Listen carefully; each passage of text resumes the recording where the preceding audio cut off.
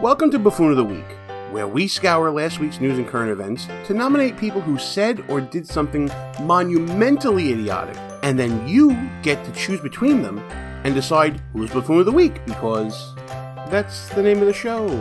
Get it? Yay! Before we get to this week's nominees, I want to give a big thanks to everyone who watched last week's video, who voted in our poll, and who subscribed to the channel. Last week, we got to like 20 likes on the video. It was amazing. This week, let's challenge ourselves. I think we can get to 40 likes. What do you think? Let's make it happen. Also, for those new to YouTube, we make voting really easy around here. See that eye in the top right corner of the video? Just click on it and it'll take you right to our poll, and you can vote in it every week. Finally, we're happy to announce that we've launched all kinds of social media goodness for you guys. We set up a Facebook page, we got ourselves on the Twitters, we even set up an Instagram page. So follow and like us everywhere. And of course, you can always find us right here on YouTube. So please like and share wherever you can. Enough about me. Time to get to the nominations. And this week, our first nominee will be presented by one of my awesome friends.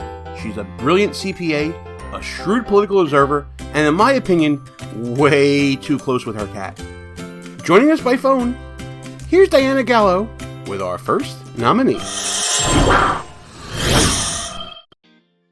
Nominee for this week's Buffoon title goes to New York City Mayor Bill DeBlasio.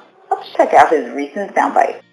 All right. Chuck, it's not true that people everywhere are fighting with all they got because our military is being sidelined and the White House is in denial. It's just not true, Governor. Well, I respect you, but that's just not true. Well, we've got military all over our state doing all kinds of great things, like You've got National humanitarian Guard. missions, You do not standing have up the food, American helping military. with hospitals, and building new hospitals. The Army National Guard, which is part of the reserve component for the United States Armed Forces, is apparently not the military. The Army National Guard, which was the militia of this country before we were even a country, way back in 1636, is apparently not the military. The Army National Guard, which is administered by the National Guard Bureau, a joint activity of the Army and the Air Force under the Department of Defense, the same bureau which is headed by a 4-star general who is a member of the Joint Chiefs of Staff, is apparently not the military. The men and women who serve in the National Guard, who go through the same basic training as their active duty and reservist counterparts, who get deployed overseas to be on the front lines of these conflicts and wars, who have the same ranks and insignias as the active U.S. Army, who are eligible to receive all U.S. military awards, that National Guard, those men and women, apparently they're not the military. I dare Mayor DeBlasio to say to the faces of the hundreds of men and women in uniform currently helping out New York City during this coronavirus crisis, to tell them, you are not the military. Thanks, Diana, for calling in. If you like what you're seeing so far, click that thumbs up button. We want to get to 40 likes for this video. Comment below, and don't forget to subscribe so you never miss a show. Our second nominee is MSNBC weekend personality Ali Velshi.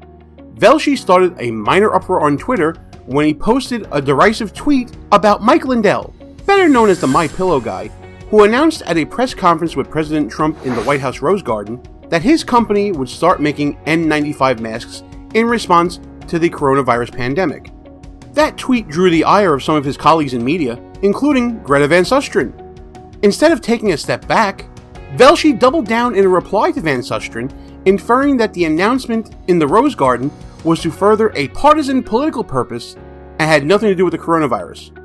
By the way, to date, Velshi has made 0 masks. But this proves, even when people act responsibly and altruistically, there will always be those who just can't seem to see past their own personal biases. Okay, before we go any further, we have to give a big shout out to our friends at Less Government More Fun for supporting our ideas for this show.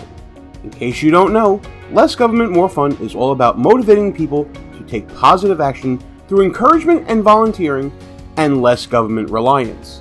Check them out on Twitter at LessGovMoreFun and pick up a t-shirt or maybe some swag by clicking the link in the description below to check out their store.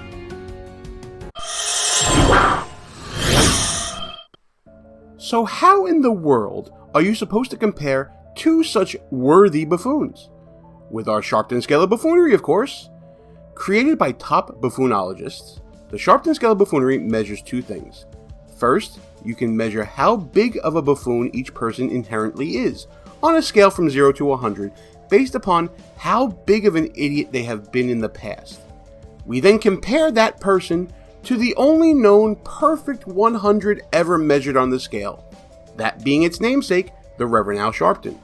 Then, on a separate scale with no upper limit, we evaluate the buffoonish magnitude of each act using our custom unit of measurement, the Sharpton. So break out your test tubes and put on those lab coats.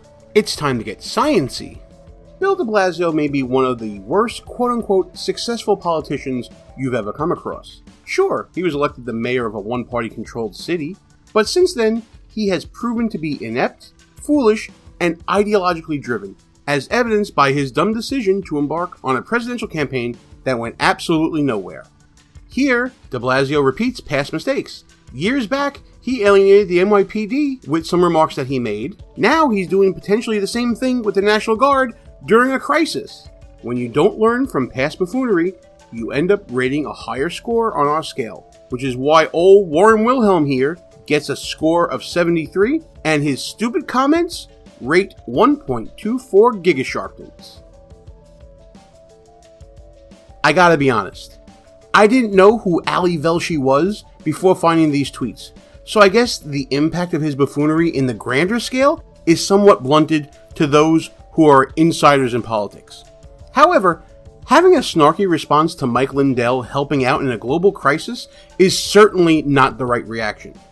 But on top of his initial comments, we have a classic double down on buffoonery by Velshi after Greta Van Susteren rightly called him out. Her point that Velshi should take several seats because he's not a creator like Lindell is also very well taken.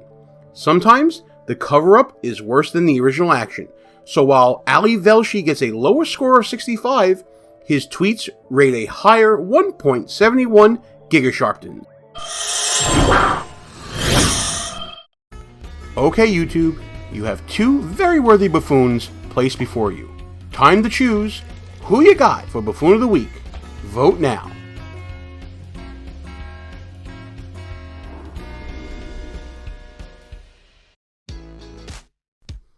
Hey, thanks again for watching the whole video. Remember, we want to try to get this one to 40 likes this week. It's a tall task, but I think we can do it. So please like, share, and subscribe to the channel, and hit that notification bell to never miss another episode. Thanks again, see you next week.